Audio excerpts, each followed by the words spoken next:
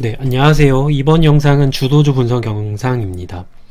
이번 영상에서는 제가 이제 금요일날 영상을 못 올려드렸었는데, 금요일날하고 오늘 이제 매매한 것과 앞으로 매매할 것에 대해서 한번 얘기를 해보고자 합니다. 그래서 어떤 때는 보통 업종 위주의 설명을 드릴 때가 있고, 또 어떤 때는 제가 매매한 거에 대해서 이제 올려드리는 때가 있는데, 둘 다 도움이 될 수 있다고 생각을 하기 때문에 이제 그때그때마다 조금씩 다르게 하면 될 것 같습니다. 제가 보통 시황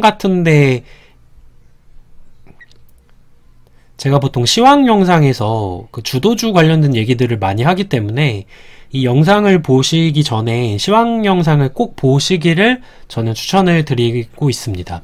그래서 시황에서 어떤 업종이 앞으로 가고 그 업종에서 그럼 내가 어떤 종목을 매매를 해야 될지를 판단하는 것이 가장 중요하다고 생각하시면 됩니다. 그래서 주식으로 되게 수십억 정도 번 사람들을 보면은 코스피나 코스닥에서 주도주 매매를 보통 많이 하는데, 주도주 매매에서 이제 어떤 종목이 주도주인지를 판단을 하는 것이 중요하지 않습니까? 그래서 코스피나 코스닥의 시황이 먼저 그래서 코스피나 코스닥 시황 분석이 먼저 선행돼야 되고, 그 이후에 업종을 보신 다음에 종목을 찾는 것이 가장 올바른 투자라고 생각하시면 됩니다. 일단은 제가 금요일날 매매한 거부터 먼저 한번 짚고 넘어가야 될 것 같은데, 금요일날 같은 경우는 제가 그 전에 영상에서 말씀드린 것처럼 크래프톤 관련주 중에서 아주아이비 투자랑 넵튠이랑 카카오게임즈를 종가 베팅을 했는데, 좀 아쉬운 게 넵튠은 손해를 봤고 카카오게임즈 같은 경우는 그냥 본전에 거의 다 털었고, 아주아이비에서 조금 좋은 수익을 얻었는데, 종가 베팅을 하는 타이밍을 제가 어떤 식으로 설정을 했었냐면, 넵튠 같은 경우를 보시면은 지금 이게 제가 심사청구가 사실 나올 수 있다고 말씀을 드리고 베팅을 했는데, 그날 나올 거라고 생각을 조금 못했지만 거의 나올 가능성이 높다고 봤던 것이 바로 이겁니다. 이렇게 중요한 이 저항선을 갭으로 돌파했다는 것은 이 이유가 있다고 판단하셔야 되고, 이렇게 돌파를 한 이후에 이 자리에서 장대 양봉이 나왔다면 이것은 예전에 있던 이 매물대를 돌파할 수 있는 하나의 발판을 만들었다고 할 수 있습니다. 따라서 이럴 때는 종가 베팅을 한 번쯤 해야 될 자리라고 생각을 하시면 됩니다.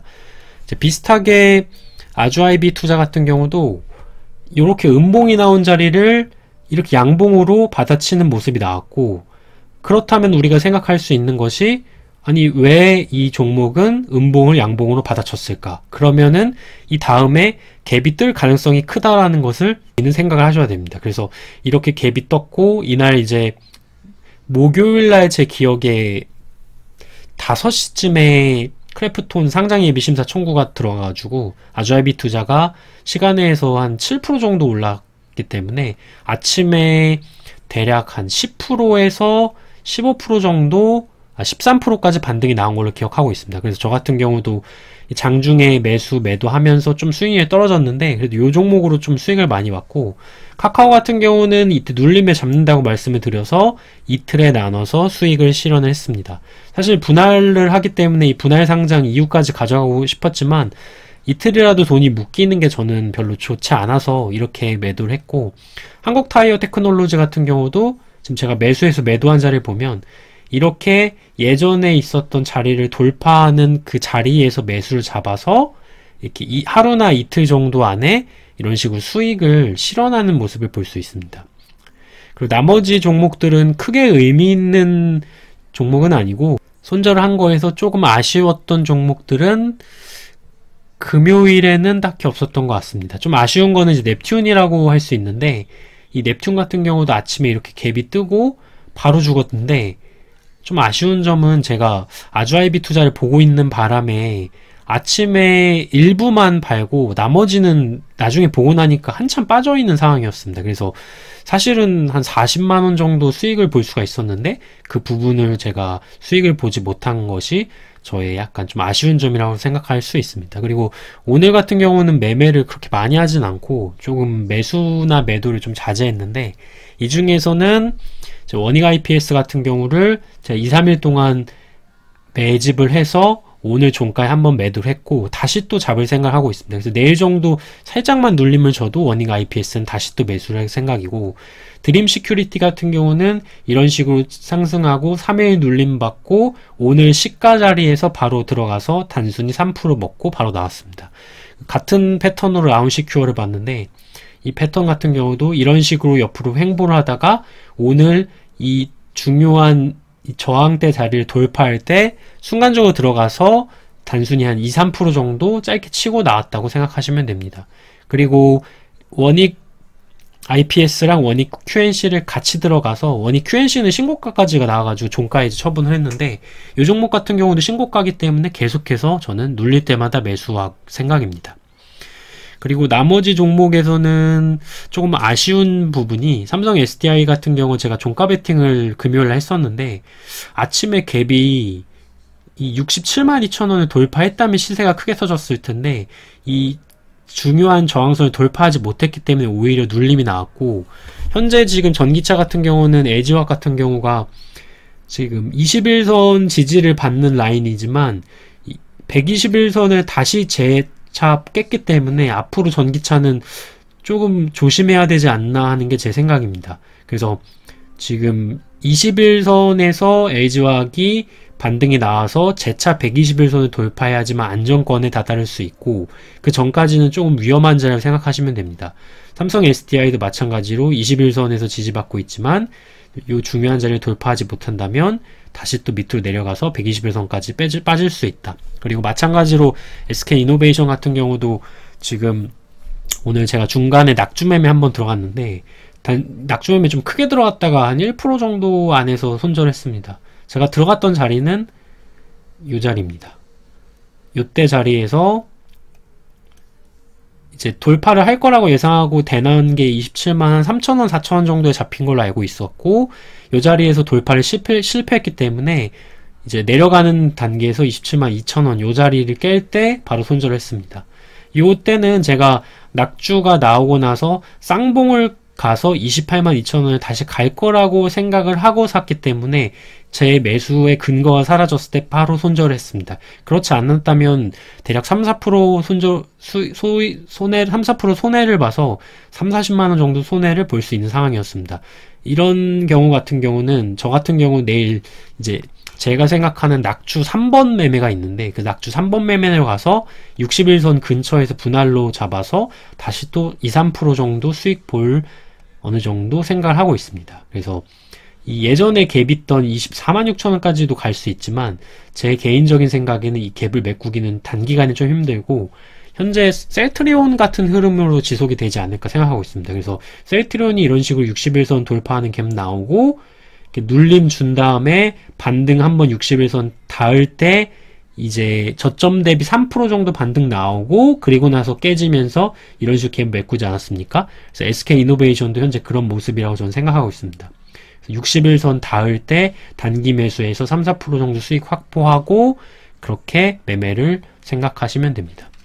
그래서 현재 이게 제가 매매했던 것과 매매를 할 것들을 몇 가지 설명을 드렸는데, 이 외에도 제가 조금 지금 보면은 반도체 쪽에서 지금 신고가 달성할 수 있는 종목이 원익 IPS, 원익 QNC, 그리고 원익 머티리얼, 홀딩스 전부 다 신고가 돌파할 수 있습니다. 그래서 현재 지금 좀만 장만 코스닥만 받쳐준다면 이 예전에 있었던 요 자리를 돌파할 때 저는 따라서 돌파 매매를 할 생각이고, 머티리얼 같은 경우도 이 자리 돌파할 때 돌파 매매를 생각하고 있습니다.